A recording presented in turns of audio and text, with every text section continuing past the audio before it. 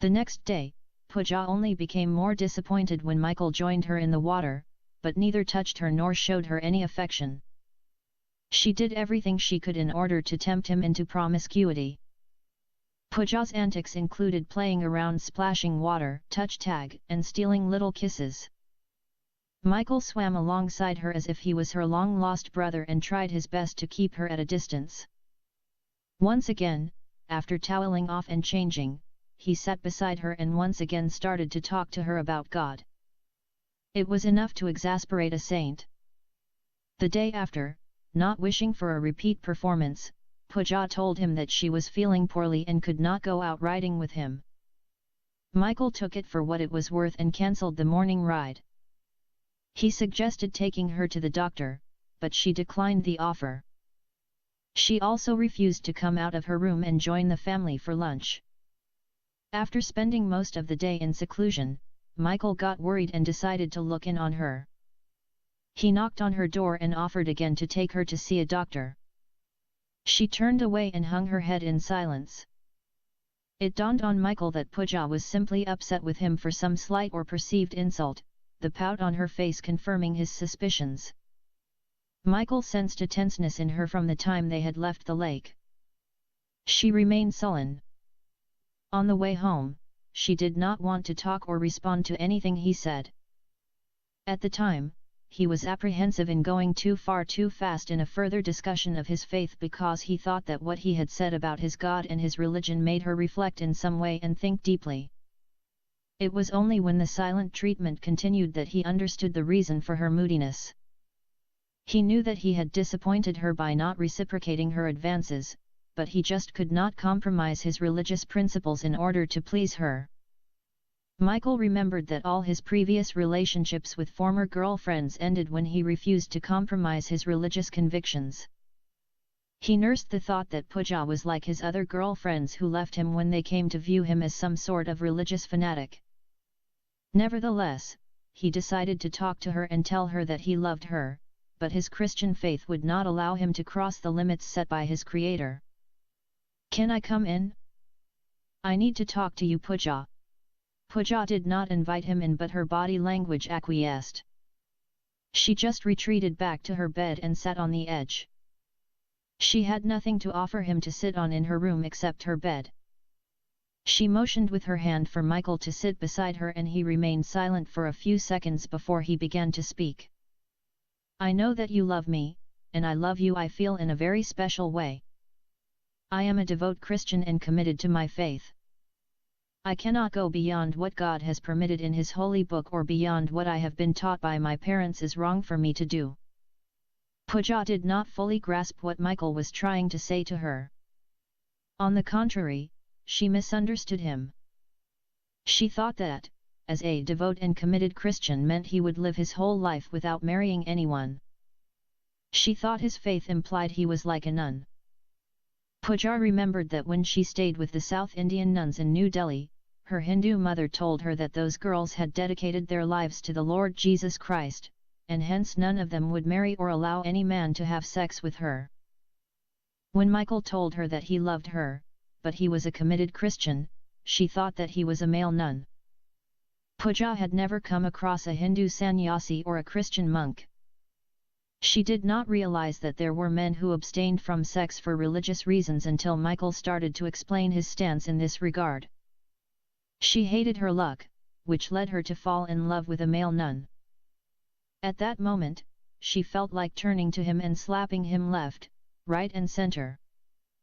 She just wanted to ask, if you knew that your religious commitment does not allow you to have sex with a woman, why haven't you locked yourself up in cell to prevent contact with them? While those ideas going around in her head, Pooja continued to listen to Michael's words. "I fell in love with 3 girls before I met you. All of them left me when they came to know that I wouldn't have sex with a woman because the Bible forbids me from committing fornication or adultery with a woman. I know you are disappointed to find out that I have religious boundaries that hold me back, and I think you feel that you might want to leave me for the same reason." Michael waited for Pooja to respond to his words, but she remained silent for a while and then got up and left the room. He thought that maybe she was like his former girlfriends who believed that lovers should have sex before marriage in order to find out whether they were sexually compatible or not. Michael felt crestfallen when he realized that he had broken the heart of yet another girl and in the same stroke, dashed his own heart too. With nothing left to say and despair enveloping him like a blanket, he quietly left and retired to his room, falling upon his bed, weeping bitterly. Michael would soon discover that Pooja was nothing like his former girlfriends. He was expecting to be ostracized and ignored after confessing his feelings and making his situation clear. Pooja did not leave him or stop loving him. The following morning, she knocked on his door and told him that she would be waiting outside for their morning ride. When he came out, he was pleasantly surprised to see her dressed up like a beauty queen, complete with crown. She was wearing the very dress she had worn when the car bomb went off.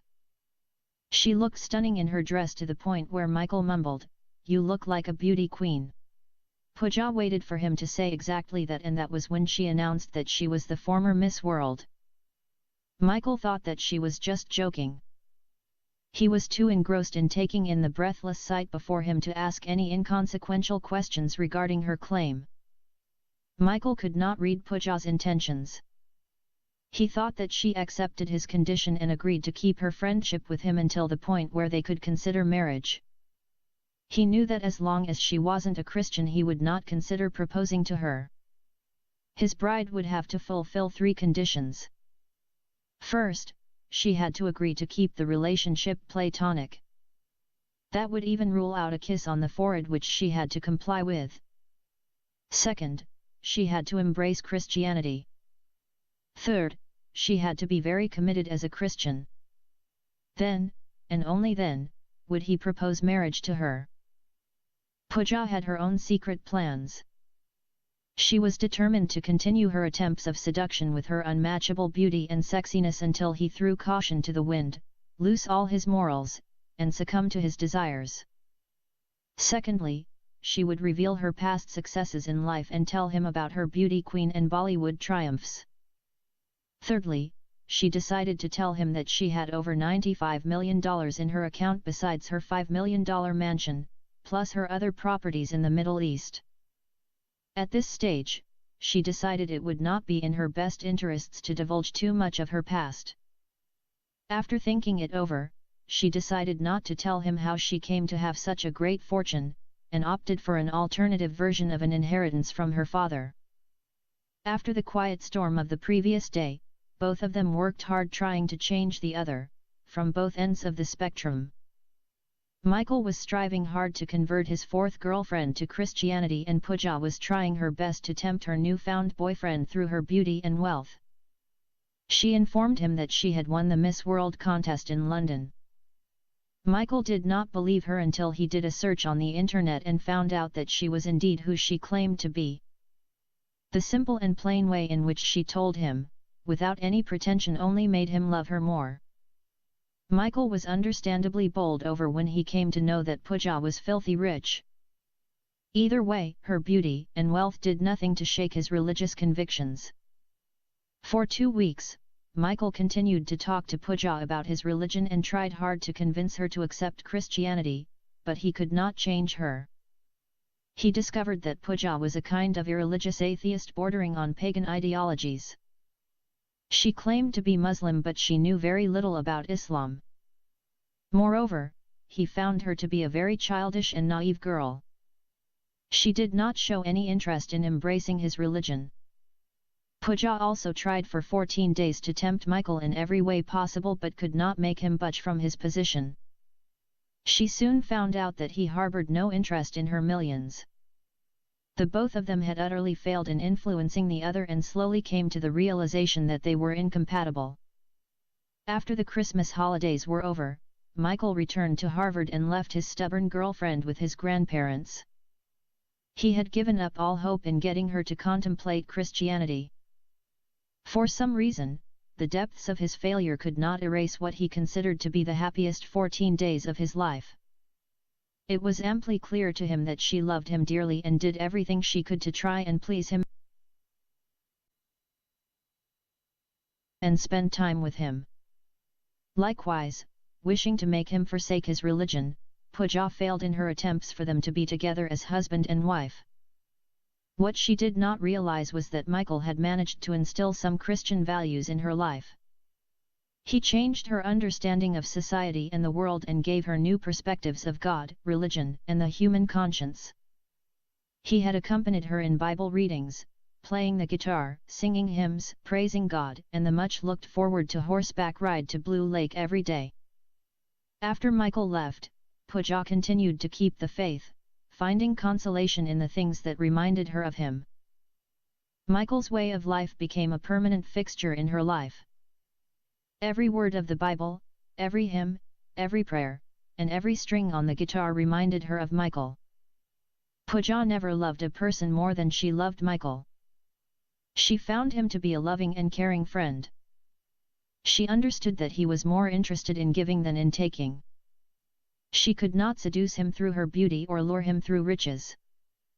She understood that he loved her no matter what she was or what she had. He taught her a new kind of love. He loved something in her that was beyond her body and wealth. He loved her innocence and childlike nature. While many of us grow up conforming to societal values of maturity and common sense, we all too often lose the childlike wonder and joy that allows us to see the world in a different light. Michael was the first of her lovers to understand the difference between childish and childlike. When Michael coached Pooja about horse riding, playing the guitar, reading the Bible, and praying to God, he had opened her soul to a different realm. She found peace of mind and serenity in the spiritual path he set before her. She found that whenever she gave praise and prayed the way Michael had taught her to, she was filled with the peace of his God. Before she was only interested in satisfying her immediate desires and acquiring material happiness. Michael showed her a new concept of God in a way she could internalize all that he was as a loving creator. She had all the virtues of beauty, health, inner strength, and wealth, which were supposed to be the key ingredients for happiness. Whatever happiness she was able to attain in life, contentment and peace always seemed to elude her grasp. She had the universe in the palm of her hands and it was snatched away from her in mere seconds. In the twinkling of an eye, she lost the dearest persons in the world to her, which led her to lose interest in life. She became so despondent that she wanted to take her own life. When Michael entered her domain and began to teach her about his religion and God, her dead soul was revived from out the clutches of death. She experienced a kind of love that she had never known before. It wasn't a love based on give and take. It was an unselfish love and unconditional. A love without expectations or anything in return. He did not love her because of her beauty and the pleasure that he could get just from looking at her. It wasn't because of her millions of dollars. He wasn't even like her late husband who forsook the wife of his youth and fell in love with her because she was younger and prettier. Michael's love penetrated her every being and touched her deeply inside. Theirs was a love between two souls and meant to be no matter what happened, whether far apart or sitting side by side. Pooja felt that although Michael had left physically, his soul remained intertwined with hers. She continued to feel his presence in the hymns he taught her to sing, in the verses of the Bible he read to her, and in the strings of the guitar he taught her to play. He was there with her when she rode with him on horseback, his presence was there when she sat by the edge of the lake, and he was by her side when she swam with him in Blue Lake. In spite of the strong love Michael and Pooja had for each other, neither understood the other. Michael thought that Pooja would never become a Christian and Pooja concluded that Michael would never marry a woman or have sex in his life. Nevertheless, a couple of months after Michael returned to college, Pooja had completely changed from being an irreligious girl to a girl of spiritual awakening. She began to go to the town's church and learn more about the religion of her lover. For 2 months, she did not miss a single Sunday service. The church taught her many things about God and Christianity. She was able to grasp the basic teachings of Jesus and many things about his life and work while on earth. She learned about the different aspects of his divinity, the sacrifice he made in behalf of the world and the concepts of sin, atonement, and salvation through faith in his resurrection. She came to accept all these things as truths from a merciful God. Gradually Pooja found herself being drawn to the church and Christian values. She decided to convert and embrace the faith and religion of her lover. It was she who demanded to be baptized, and on the day of her baptism, Pooja decided to get rid of her Hindu name. Likewise, she intended to discard her Muslim surname too. Like a chrysalis, she was emerging into a new life, one that was vastly different and held untold promises for the future and to times indefinite. She resolved that this time she would be the one to choose her own name and not someone else. The name that appealed to her was Christina because she became Christian, the follower of Jesus Christ, her Lord and Savior. Then, she decided to choose a last name that would connect her to her Christian lover. That Sunday, Christina Lewinsky walked out of the church nave and baptized into Christ and a new life. After her conversion, Christina understood that her new faith required her to forgive everyone that wronged her during her lifetime. It was hard, but she forgave the evil men who kidnapped, raped, and imprisoned her in their houses. She felt great relief after she forgave them by name: Sheikh Ahmed, Mahmood Khan, and Rahul Patel. She also forgave the wicked lawmen who had raped her when she was in that rotten Indian jail. She even forgave her Hindu mother who took away her baby and gave it to an orphanage and forced her to marry someone against her wishes. Driven by an uncommonly divine love filling her heart, Christina forgave the Muslim terrorists who killed her husband and baby girl. She even remembered her Muslim mother and decided she would one day return to India and look for her. Although she knew that her return to Mumbai would involve risk, still, she was determined to go back to her motherland. Before Christina's trip back to India, Michael came to know about her conversion to Christianity through one of his old friends from the church. His friend happened to visit the city a few days after Christina was baptized in the church on Sunday morning. The friend visited Michael at his apartment and broke the good news to him about his girlfriend's conversion and baptism. Michael had never been more happy in all his life as the day he learned that his beloved girlfriend converted to Christianity and changed her name from Pooja to Christina. He wanted to call her but was afraid he could not express all things he felt inside, and instead took time to write her a long letter and send it with a beautiful card which read, "Congratulations." Michael thought that the fastest way to get his letter to his girlfriend was to send it by his friend. In his letter, he expressed his happiness about her conversion. He expressed his desire to come in person and propose to her, and if she would accept his proposal, he would marry her in his next visit. Ever since he heard the good news, Michael was eagerly awaiting the next extended break in his school schedule so that he could visit his girlfriend and propose to her. By the time his letter and proposal was delivered, Christina had already left for Mumbai. She had contacted the FBI and requested they release her from protective custody and allow her to return to her country of origin. The FBI agreed to her request, but they strongly recommended she not return to her home in the city. After a long briefing of do's and don'ts, they told her that the Somali terrorists might still be looking for her. Returning to her house in the city would allow them to target her again. Just before leaving the house of her loving caretakers, Christina wrote a letter to her lover thanking him for teaching her about God and his religion and showing her the road to spiritual fulfillment and inner peace. She concluded her letter by informing him that she had been inspired by his example and decided to become a female nun. She had decided to be a committed Christian like him and never marry or have sexual contact with any man all the rest of her life. Before her trip to India, Christina stayed briefly in a hotel in the city until she officially changed her name and took the precaution of applying for a new passport with a court decree listing the new name on her baptismal certificate. The Indian consulate issued the new passport in the name of Christina Lewinsky. To be continued in Part 3, under the title, Christina and the Completed Jew.